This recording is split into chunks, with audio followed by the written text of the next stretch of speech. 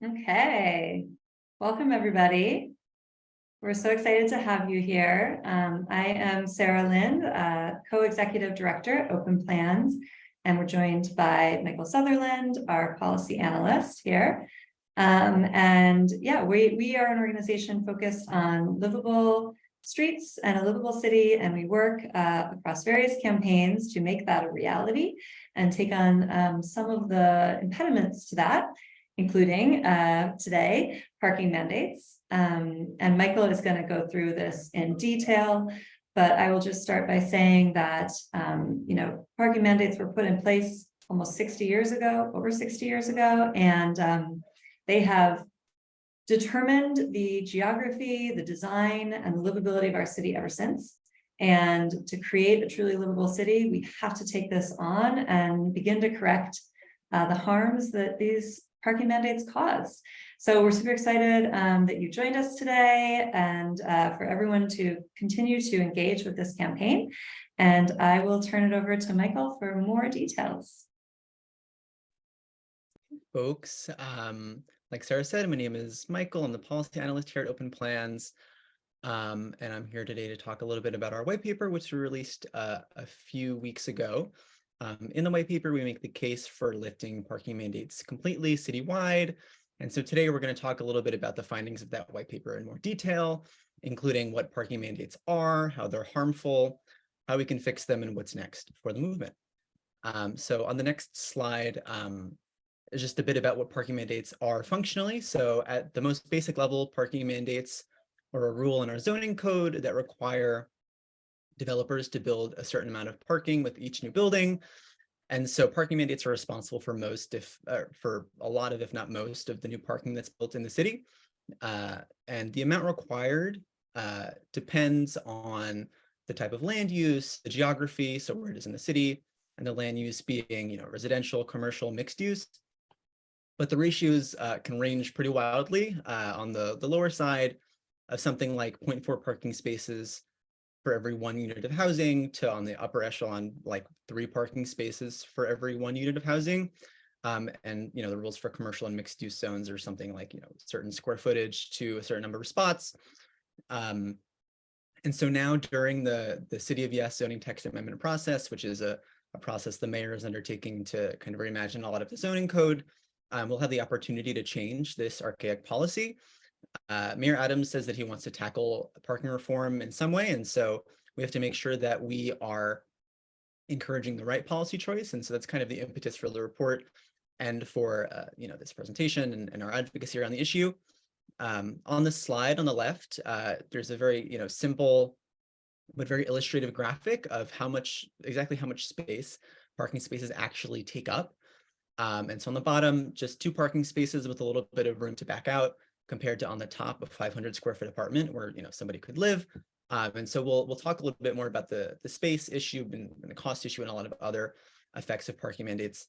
But parking mandates have been in our zoning code for decades. So if we go to the next slide, we'll see a nice timeline of how parking mandates have evolved since their action in 1951 under Robert Moses, in his chairman of the as chairman of the City Planning Commission. This kind of policy comes from a very dark time in New York City planning history that's filled with racism and classism and a prioritization of vehicle movement over everything else. And so in 1951, they were established for residential developments, and then were expanded in 1961 to commercial and mixed land uses. And then in 1982, there's this really watershed moment where parking mandates are actually abolished in most of Manhattan. And this was because New York City was actually out of compliance with the Clean Air Act and parking mandates and vehicle ownership. But very interestingly, parking mandates specifically were pointed out as a very clear culprit, as a clear culprit of New York City's non-compliance with the Clean Air Act. And so this is most of Manhattan, and we'll see shortly where exactly that is, and some other parts about the kind of geospatial portions of parking mandates. So on this map, the light orange zone is where there are no mandates at all. And so this is the Manhattan core, as well as parts of Long Island City. And so this no mandates have been in place for several decades in Manhattan and for probably about a decade in parts of Long Island City. And this dark area is what's called the transit zone. And so this was put into place in 2016 under de Blasio as a part of the zoning for quality and affordability. And it basically says that there's no parking requirements for affordable and senior developments in this area in the transit zone, which is generally about a mile from a train station. But if you look closely at the map, you'll see that this isn't a hard rule. You look at Bay Ridge and Rockaway, parts of the North Bronx, even parts of, there's a little spot where there's no transit zone in Eastern Queens. There's, the possibility of exemptions in some of the city as a part of this transit zone, but in most of the city and for most developments, there are no such exemptions. For market rate developments in the transit zone, there are no exemptions. And so it's very, very notable as we think about how to improve this policy for New York City. And so if we head on to the next slide, we can talk a little bit about where parking mandates are harmful, and we can start with housing. So first, as I mentioned, parking mandates occupy a lot of space that could be used for housing or for vibrant retail or community space or really anything else than the kind of inefficient use of a parking garage. Second, parking mandates are really, really costly.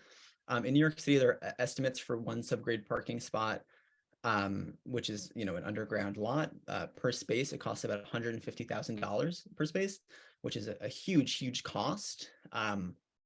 We're going to dig a little bit into the costs a little later in the presentation, but I think a lot about this very poignant quote at the bottom of the slide that mandatory parking kills some homes at the Planning Commission and it kills others on an architect's desk, which is very poignant because of the massive cost implications of parking mandates. Some developments just don't pencil out, and this is doubly true for affordable developments, where the math is kind of difficult in a lot of places to build something large scale and like really truly affordable. And so this acts as another kind of cost impediment in those areas. The costs associated with parking mandates aren't just on developers, they're also on renters. So one study found that parking garages actually contribute an additional 17% to a unit's rent, which is a lot of money. And this is especially impactful for low-income residents. And because of this, low-income residents are put in a situation where they're subsidizing their richer counterparts' parking spaces, because we know that low-income households are a lot less likely to own a car and more likely to use public transportation. And so it's put in this kind of backward situation where this is, the lower income residents are subsidizing the higher income residents and just for parking, and the brunt of the cost falls on them. So this really unfair system. If we go to the next slide, we talk a little bit about livability and climate. So parking mandates, make our neighborhoods more car dependent. On the right, there's this chart that we have in the white paper that we like to point to kind of explain this phenomenon. So parking and parking lots are built to meet the demand of cars and parking, and these lots kind of spread neighborhoods apart and incentivize investing in car infrastructure as opposed to public transit infrastructure and active transportation infrastructure. And so then it becomes more difficult to get places using the bus or the train or on a bike or on foot. Then in turn, residents become more car dependent, as do the neighborhoods, which increases congestion and the demand for parking, and reduces the amount of available parking spots, which then brings us back to the beginning where parking is built to meet demand, and it's just this never-ending cycle. So we'll talk a little bit about how we can break this cycle later in the presentation, but keep that the kind of cycle in your mind for now. Second, neighbors, oh, not yet, Eric. Second, neighborhoods are really robbed of their vibrancy when we put in ground level parking lots. They create these like massive dead zones in a neighborhood. I'm sure we've all been on a block where we walk down the block and everything at ground level is a parking lot, and it just creates this really dreary atmosphere, and it kind of removes the potential of a neighborhood to be vibrant, to have that vibrant retail and restaurants and community spaces, and instead it's all just parking. And third, They're a huge climate impact. So parking mandates, because they're such impermeable surfaces, if it's a surface lot, they contribute to flash floods and flooding in general, as well as the heat island effect, where heat is drawn into something like asphalt and then makes the surrounding areas hotter. And just by maintaining this car-centric culture, they contribute to kind of air pollution. And we know that these effects are more pronounced on low-income neighborhoods and neighborhoods of color. And so, parking mandate reform is also a climate justice issue. So now if we head to the next slide, we looked a little bit further into the costs and did a very basic cost analysis on parking spots and an apartment cost to kind of get at the trade-off between the two from just a cost perspective. And we found that there's a really huge trade-off from this cost perspective. So as I mentioned, one subgrade parking spot, so one underground spot, costs $150,000 per space. To construct a 500 square foot apartment, it costs around $187,000. And so you do the math, it comes down to every 1.2 parking spaces costing about the same amount as 1 unit of housing. So, you can think of it as 1 unit of housing being lost for every 1.2 parking spaces from a cost perspective, which is, massive cost perspective. And then you extrapolate these findings to something like an 100 unit development. If you assume this development has the lowest ratio, which is a 0.4 to 1 ratio of parking spaces to units, this development would be forced to make 40 parking spaces regardless of the demand in the area. And with the money used to build those 40 parking spaces, 33 units of housing could have been built instead. And so really pronounced cost effect. And it's even bigger for affordable housing. Like I mentioned, they're really hard to pencil out. And so we need affordable housing and all housing very, very, very desperately in New York City. And so it has kind of large impacts. And so what are the options? The first kind of option that we can take is potentially expanding the transit zone. So expanding exemptions to market rate developments within the transit zone, which would mean that any development within about a mile of a train station would be exempt from parking mandates. We could also expand this radius to include select bus service or bus lanes. And while this would certainly be an improvement over the current system, we view it as a conservative solution, and it just puts a Band-Aid and doesn't really solve the root problem of all of the harms that parking mandates perpetuate. Second, we could instate parking maximums, which place caps on the amount of parking spaces that a certain development can create. And these are generally used in downtown areas. We currently have them in the Manhattan core and parts of Long Island City. But maximums have actually proven to be less effective than just lifting mandates outright. There's a study from London where they lifted mandates and instated parking maximums, and only 2% of the reduction in parking could be attributed to parking maximums. The other 98% was attributed to lifting mandates. And so, this policy is better to be strategically used as opposed to applied wide scale. And third, the solution that we think is the correct one is fully lifting parking mandates citywide.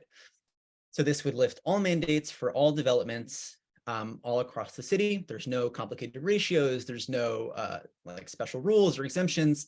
And it's also important to note that this wouldn't stop parking from being built outright. In places where it was necessary, it would be built.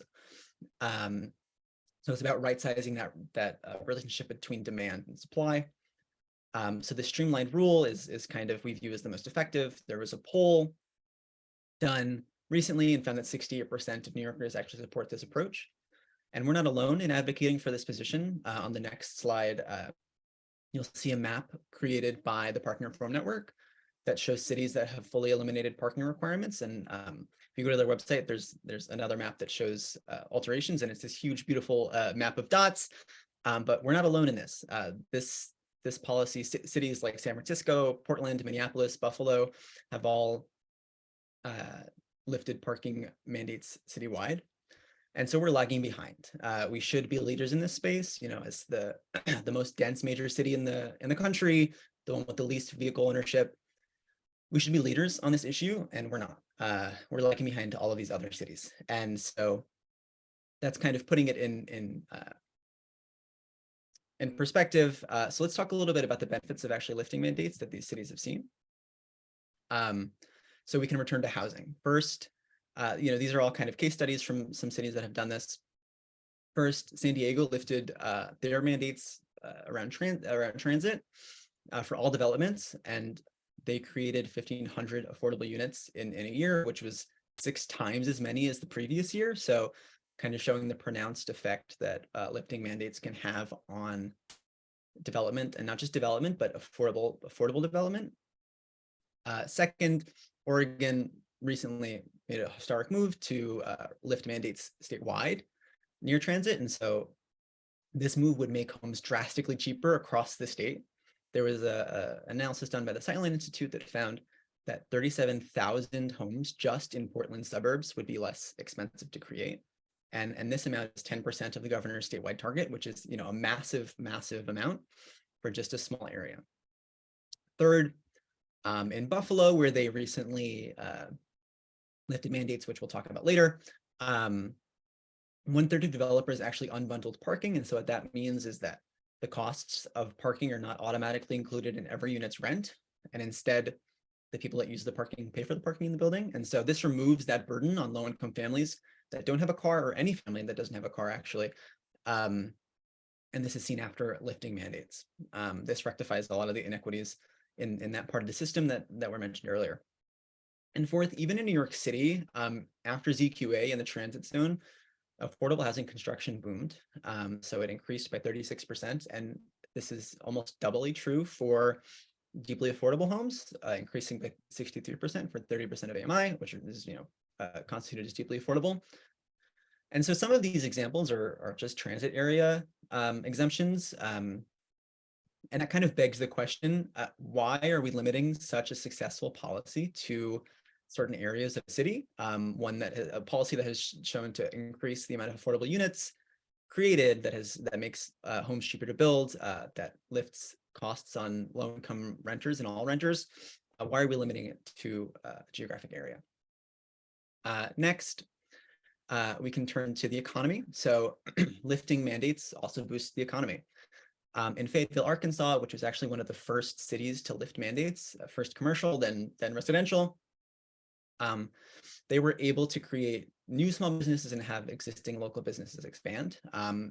A lot of the business owners in the city say that under the previous regime, this would have been impossible, that to expand their business, they would have had to build 10 more parking spaces, which is just untenable from a space perspective and from a cost perspective for a local business.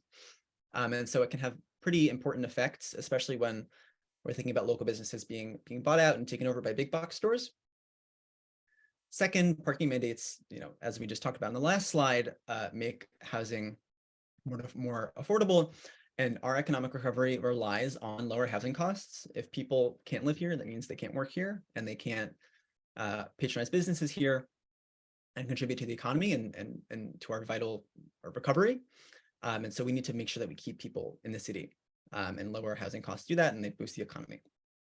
And lastly, one of our favorite points is that many of Manhattan's most popular business districts, like a Soho or a Greenwich Village, they would never ever be possible to be built, the kind of density and vibrancy to be built under the current rules of parking mandates. They would have parking lots on the first floor and underground, and there would be some surface parking lots.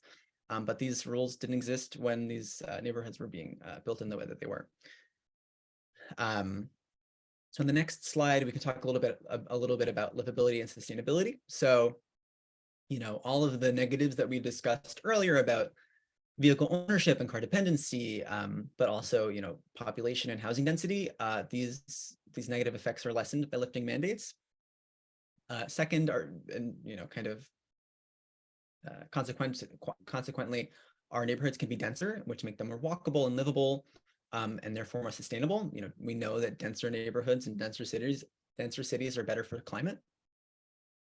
Third, lifting mandates can encourage the city to invest more in public transportation and active transportation, which means pedestrian, bus, and bike infrastructure, and and train infrastructure as well. And it kind of breaks that cycle that we talked about earlier. If you invest in public transportation and active transportation, as well as lifting mandates, you can break this cycle of car reliance in the city. And fourth, the geospatial and racial inequities that we talked about earlier, they can be lessened by lifting mandates. There's less surface parking lots, so there's less risk of flash flooding and less heat island effect. And obviously it doesn't fix all of these problems, but it certainly lessens parking mandates' contributions to them. And so the last benefit that we'll talk about is about bureaucracy. Parking mandates introduce a lot of bureaucracy into our system. There are immense administrative barriers to actually constructing housing for developers to build any kind of housing. There's a lot of paperwork you have to go through, and this is doubly so if you want to apply to be exempt from these mandates and you're not already. So a lot of developers just choose not to and build the parking anyway.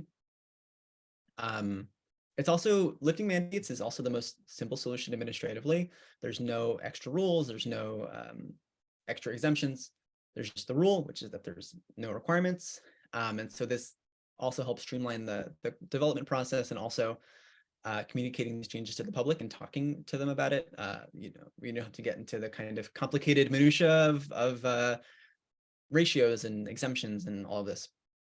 And third, this then would free up a lot of staff time to work on other things like transportation and housing goals.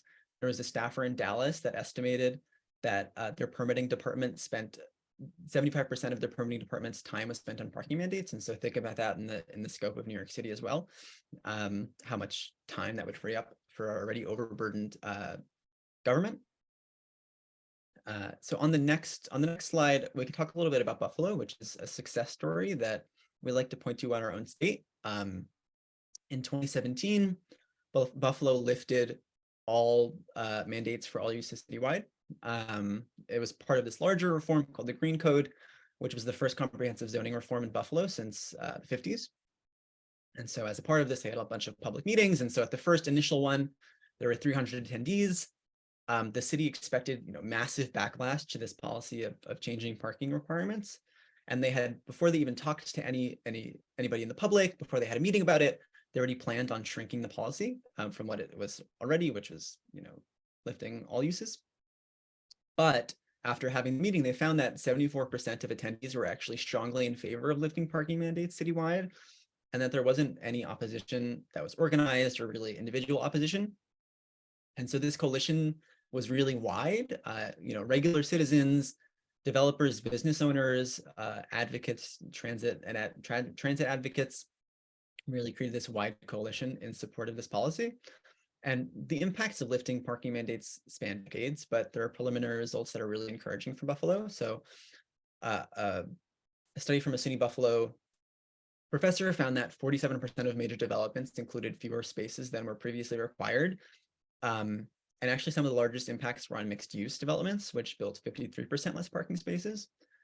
And so this is a really great example of showing that lifting mandates right sizes that relationship between supply and demand, and is a real contributor to a city building less parking. But also, if parking is required, it will still be built. 100% of major developments didn't include fewer or no parking spaces, 47%. So it's about making this relationship between supply and demand and parking infrastructure make sense.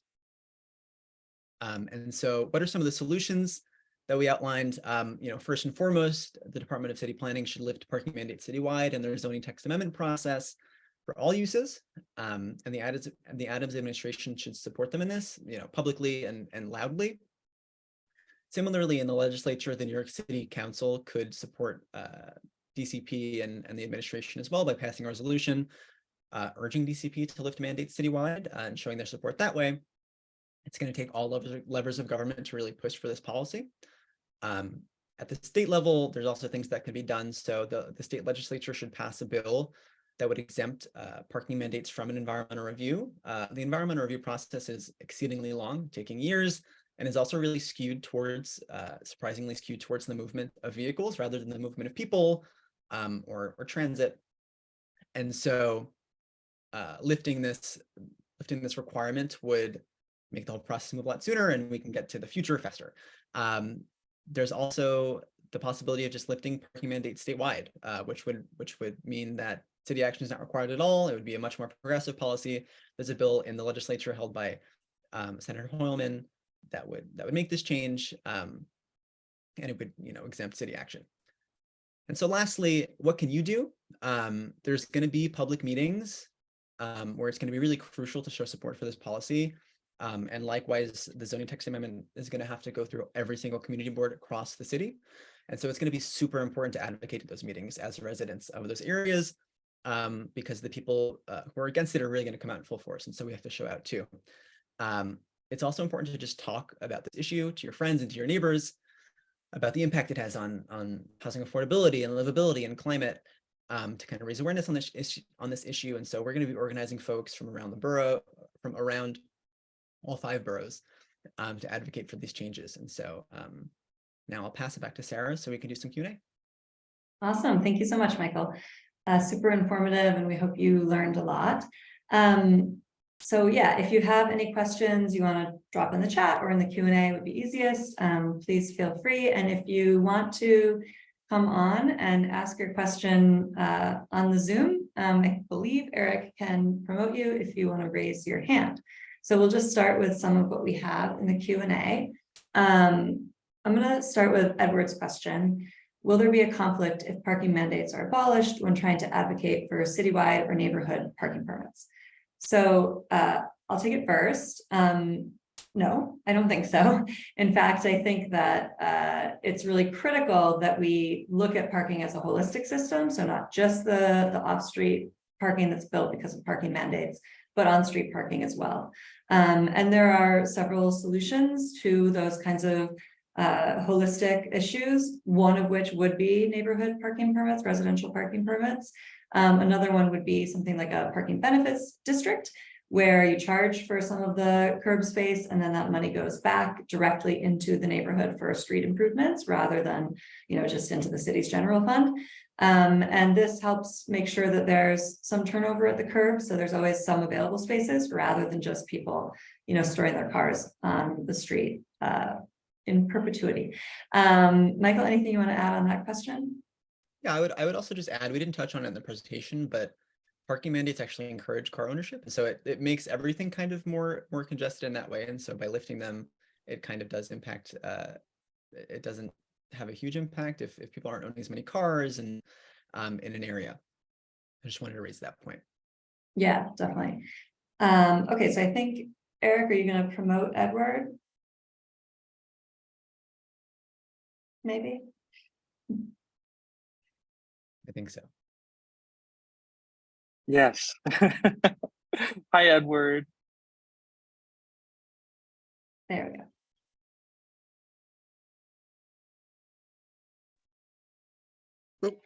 Okay. Here you are. Hi there. Backlit, just a second.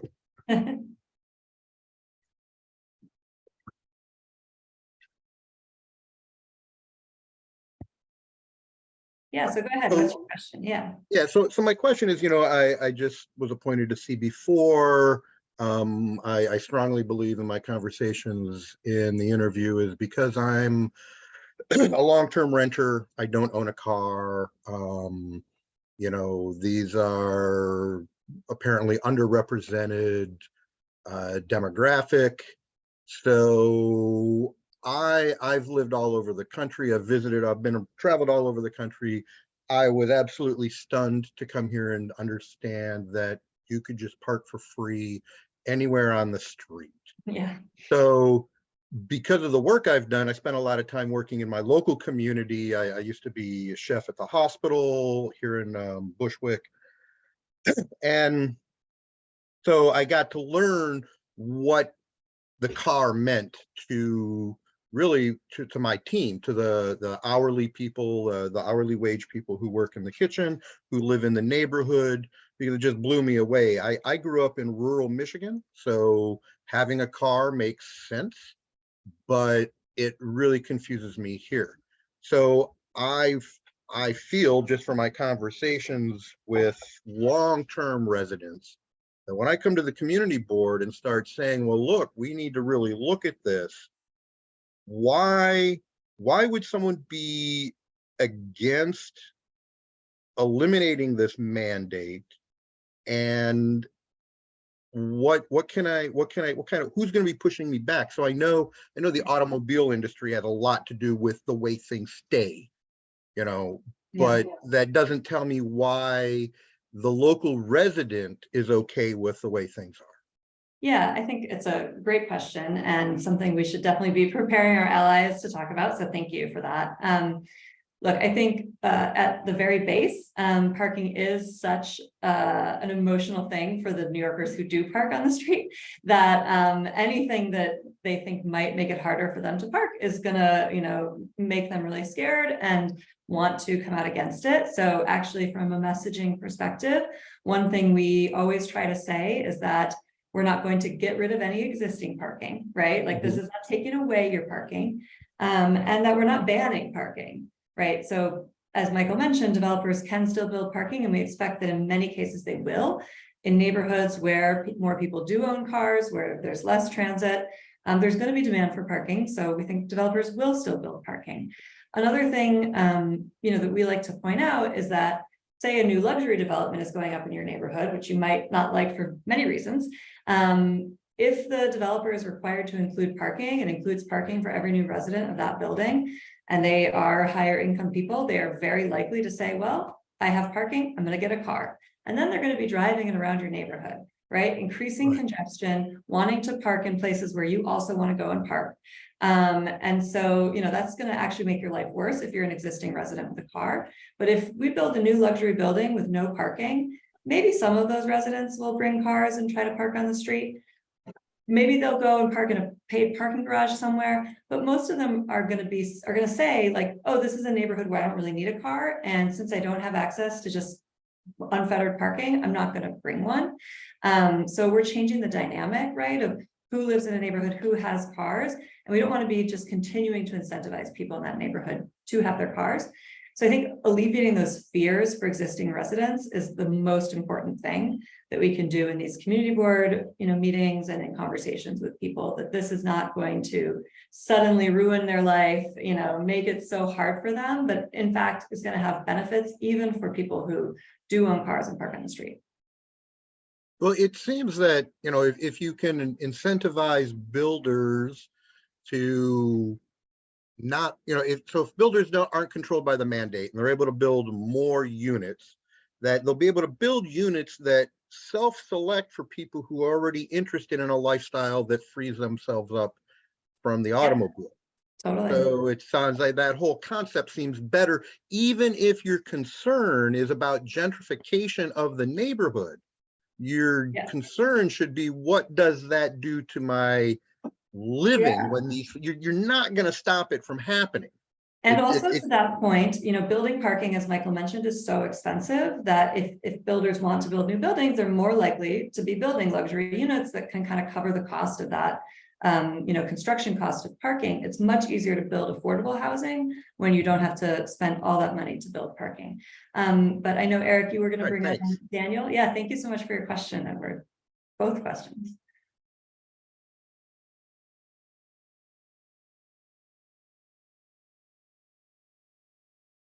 Yes, working on it. Thank you. 1 second. Hi, everyone. Thanks for your patience. Daniel, we're going to bring you on. Thanks for joining us. And would love to hear your question live for Michael and Sarah.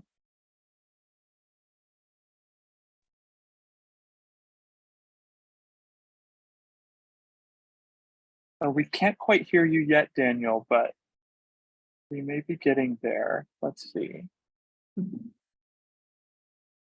We do have visual on you. We don't quite have audio yet, but if we could troubleshoot for another few seconds, and if not, we could chat back and forth through the chat window if that's easier. Well, I know I saw the initial question in the chat, so I can work on that. I can start answering that and you can work on sound. So I think the question was how maybe the pandemic changed the conversation around this, given that these conversations have been happening for a very long time. I think I'm not positive that the pandemic had such an effect as just, I think there's been a lot of momentum building as more and more cities are starting to do this. I mean, we saw the same thing happen with the introduction of parking mandates, right? Like the idea came about, they put it in the model zoning code, and thousands of cities around the country just adopted it. So that's not a good thing. And so we don't want to just be blindly, doing the opposite. But I do think that as more and more cities have started to do it, there's like, oh, this is working, this is a good idea. Let's move on. I mean, if anything, I do think, we know that there has been some increase in car ownership, both over the pandemic and generally over the last, decade. So that might make the conversation more difficult, but I also think maybe as advocates, we've said like, this has got to stop, right? We're seeing the car ownership go up and up. We can't sustain it. So, we have to do something about it.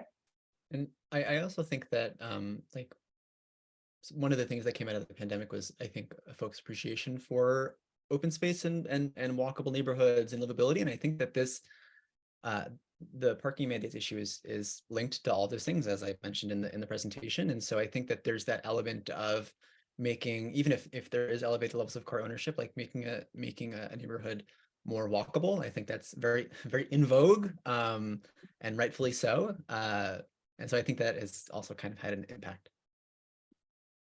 Yeah, awesome. It looks like we didn't get any sound. So I think hopefully that answers your question. Andrew in the Q&A has an interesting question that's a little technical, but I think worth diving into. The city of Yes, the mayor's whole big plan for the city also included something called the BLAST task force, which was looking at some of the environmental review requirements right now, and trying to streamline them and change them to make it easier to build housing and get some of these things done. It's called Seeker and SECRA. And so, one of the things they did was reducing kind of the environmental review requirements for parking. And he asked, is this process different than parking minimums? And would this route make it easier for parking lots and garages to be built without environmental review? So it is different. That the environmental review, as Michael mentioned, is can be such a roadblock to building housing, because often, it was set up a long time ago, and it was kind of about like green space and, the environment in this way that we now know, like dense housing and urban environments is really good for the environment. Greenfield development in suburbs is really bad for the environment. So it kind of doesn't meet the moment. And I think that's what they were trying to address with the BLAST task force. And the parking, it's not exactly parking studies, it's the traffic studies. So right now, if you want to build, housing, one of the environmental review pieces is level. How will this affect level of service? So how will this affect the number of cars driving around and, congestion in the area? How quickly can a set number of cars get through an intersection near the development? And, we now know that that's like not really the right standard to be using. We should be thinking about reducing traffic, not just allowing cars to move more quickly. We should be thinking about moving people around, not just cars, versus just eliminating parking minimums, would eliminate the requirement to build parking. Some of what Michael was talking about was possibly a state bill to make that environmental review not apply to this. That's because for this zoning text amendment, it will have to go through environmental review. And given that, there are still some of those kind of not great ways that we do environmental review, it would be nice to exempt this, since we know really it would have really good environmental impacts. Michael, do you want to add anything to that? Okay. Covered it. And Liz said in the chat, we also definitely need that level of service reform. That's huge. We really do need that. I think we're getting at it, but there's definitely more work to be done. We have Lindsay that would like to ask a question, so I'll go ahead and bring her on.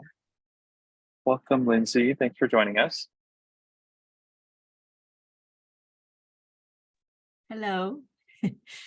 Hello. Hi.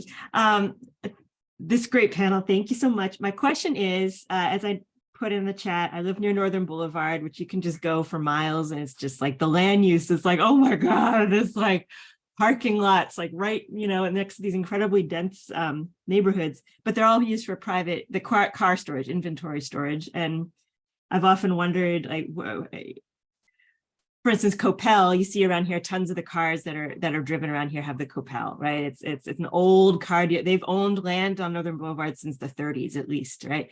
And I often wonder, like, if residents that have cars could park their cars, like if the dealers provided parking on there, if they could be compelled to, you lease a car for use in the neighborhood, you have to provide parking. Is there any role for the dealers in this question? Well, besides so putting them out of yeah. business, which we can't quite do. I mean, They're I very think- powerful.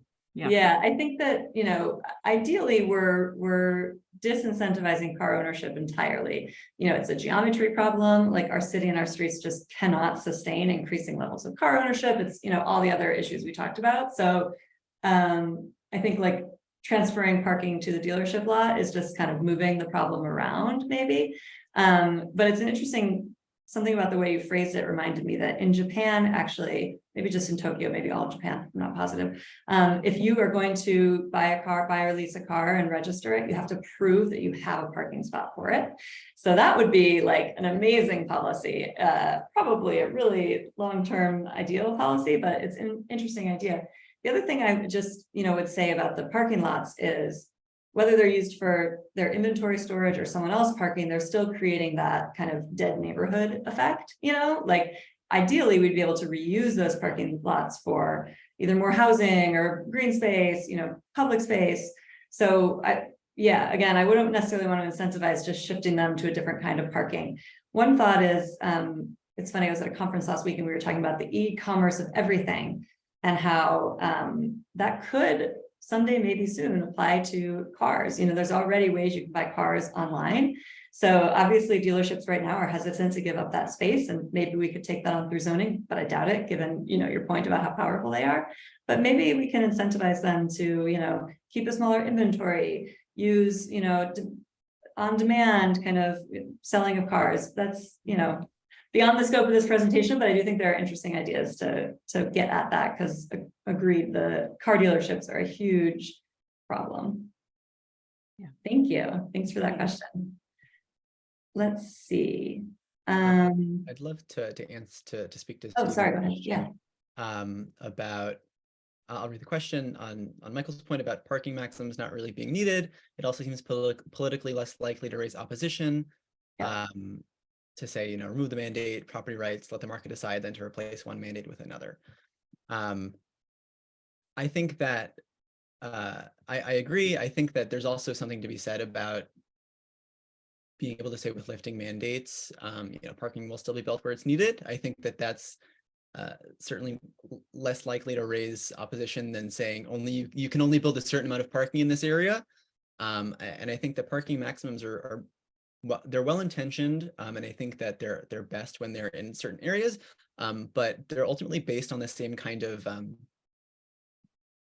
would say nonsense, kind of pseudoscience, Paternalism, yeah. Right, of minimums in the first place, where it's like, well, yeah, just throw this number here, throw this number here. It's like that. It's the same kind of planning for the present that is existent and isn't kind of forward-looking. So, Yeah. do you have anything else on that, Sarah? No, totally.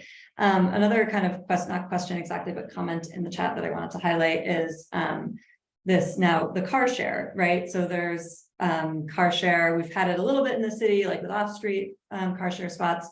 DOT is now doing a new program where there will be on-street car share spots. And I think it's really important to note, because one of the concerns for some people is, well, in my neighborhood, I need a car. I need a car because of X, Y, Z. People need cars to go visit their family, whatever it is. To say, like, there are other ways that we can solve these problems. Car share is a great solution to that. No one needs their car. Well, very few people need their car all the time, every day. We know that so many of the cars, the vast majority of cars on our curbs just sit there. So car share is a great way to give people that opportunity. And part of what they are doing also is car share and affordable in NYCHA developments in their parking lots, so that with a discount, so that those residents can use it as well. So I think there's a lot of exciting stuff in the works there. Daniel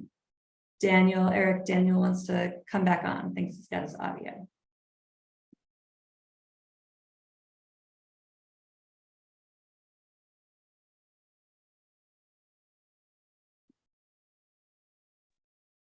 Hello. Yes. Sorry about that. Yeah, now I can hear. Gotcha. Okay. Specifically about the pandemic, I was wondering, like, during the shutdown, there was a substantial reduction in vehicle traffic on the roads. And if that kind of got the city to think that cars are not as necessary as we thought that they once were, because people kind of got out of their cars and they were walking more or taking public transit, or like how that affected the parking mandates conversation. Yeah, I mean, maybe. I think that, I mean, probably in some way. I think to Michael's point, there was just a general emphasis on more public space, and wanting to get New Yorkers, you know, in their neighborhoods.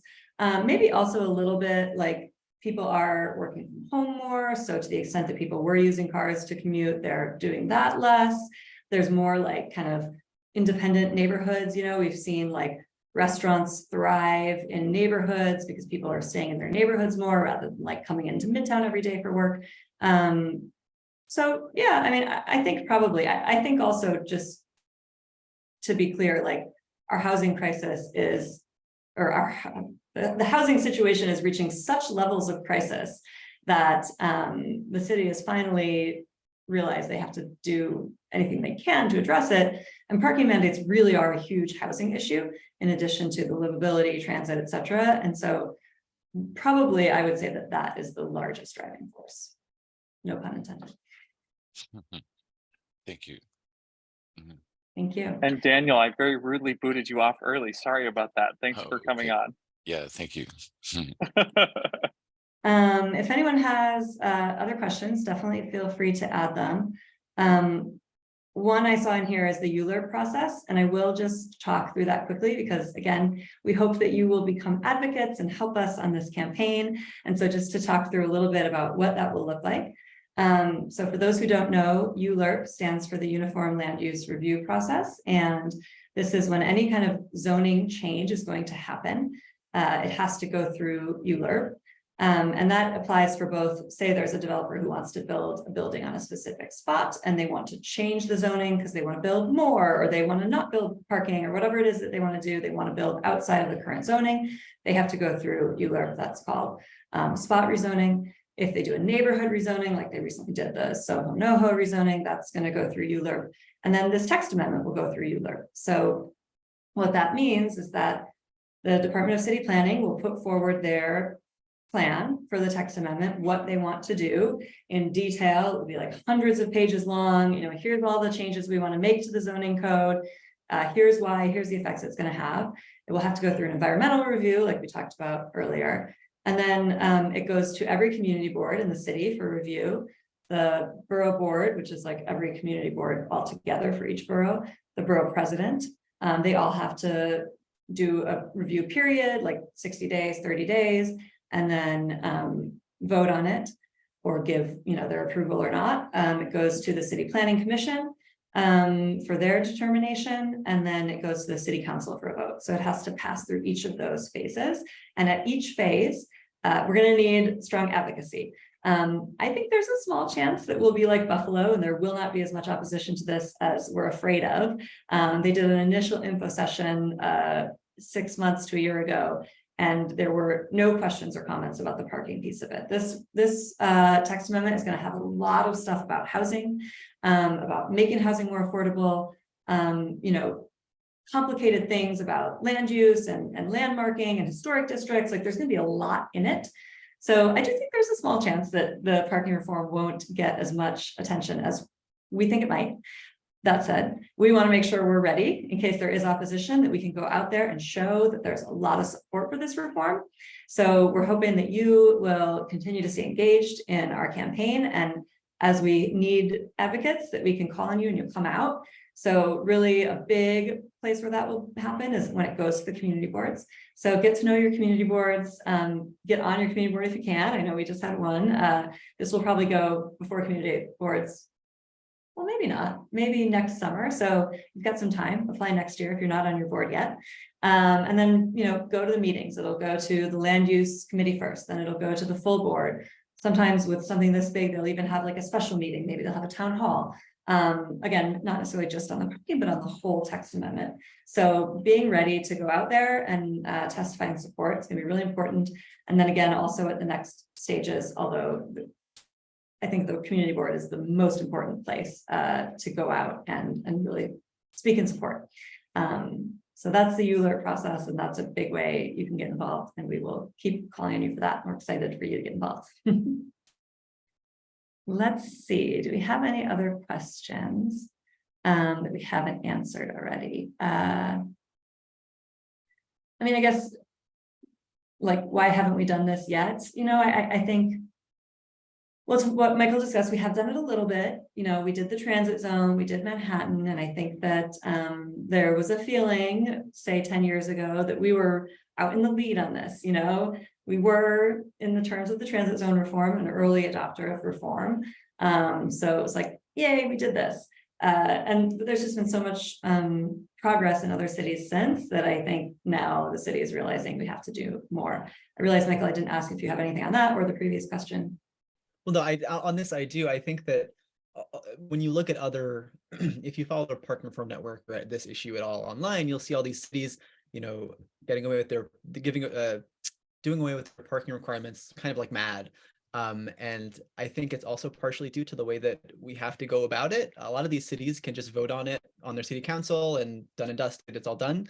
But because we have to go through this very onerous zoning text process that usually happens once in administration, which usually means once every 8 years sometimes. And so like, that's part of the reason. I think that there's also this air of like gradual change, which is wholly insufficient. You know, I find it very doubtful that there will be no action on parking reform. There will be some action on parking reform, on parking mandate reform. It's just about what. And so there's a world where we change the transit zone slightly, and then we're talking about this again another 8 years, and it's just this cycle. And so we have to make sure to kind of address it while we can, because the iron is hot, and you know, this only comes around almost once a decade, if that. So it's kind of the process thing as well. Yeah, I want to, just say one more thing on the advocacy to that point. You know, Michael said, we think there'll be some action on parking, we're not sure how much. I should back up on that ULERT process and say, we are right now at the beginning of it, which is actually like before it even officially starts, which is when city planning is thinking about what they actually are going to propose. And honestly, once they propose something, we're stuck with that. Now we're advocating for passing whatever it is they propose. Right now, we're advocating for city planning, you should do full elimination. And they're only going to do that if they feel like they have the political support for it. So now is actually a great time for you to be out there, you know, tweeting, being on social media, tagging city planning, tagging your council members, like talking about what a, you know, no-brainer policy this is, talking about how important this reform is. So they feel it and see it, that this is something that, you know, they could do and have support for. I mean, even like call your council members, because city planning is kind of straw polling council members. Like, if we do this, is it going to get through a vote in council? Call your council members and tell them you want this, you know? Again, just being out there now will get us the proposal that's as much as we want. And then whatever proposal we get, whether we're like super excited about it or not, no reform is better than, or some reform is better than no reform. So then we'll go out there and do the rest of that advocacy. And making your voice heard is if you know, even if you own a car and use it very infrequently, or you don't own a car, making your voice heard in those situations, because council members, community boards, they hear from people who own cars constantly, because they're typically the people with the time to go to these meetings at, you know, 7 at night. And so it's important to make your voice heard in that way, because we've heard from council members that like, oh yeah, no, the car ownership in our district is huge. It's like, well, if you look at the numbers, it's actually not. You just hear only from the people that own cars. And so making your voice heard is really important, and it's impactful, more impactful. Yeah. And you know, those people who own cars have a vested interest in the status quo, and the rest of us do not. And it would be so much better for us if we had these reforms, but it's hard to, you know, get people excited about a world that they don't even necessarily know can exist. So you're here, you believe in this, like, also not just to council members and city planning, like it was on the last slide, talk to your friends about it, talk to your neighbors about it, share your vision for what the city could look like, because it's hard to imagine if you've never seen it. I also wanted to call out, kind of on that point, we put a link to our latest street films film on parking mandates. It's a fun little, here's why this is important. You could share that around on social media, send it to your friends, etc. So I think we are, almost out of time, unless there's any quick last questions or anything else. Oh, yeah, here we go. Our poll results. All right, yeah, so, transportation, affordable housing, livability, and sustainability, I think. And all of these things, eliminating parking mandates will be huge reform on. And how did folks do on the second questionnaire? I don't think we actually ended up with any responses, but that was on me because we didn't move on to it. So we will have No to. worries. Now you know from the presentation that Buffalo. Exactly. We ruined the suspense for them. Thank you all so much for joining us. And yeah, keep an eye out for an email, and please subscribe to our newsletter if you'd like to stay up to date. And with that, wishing you a great rest of your day. Thanks, everyone. Everyone, take care.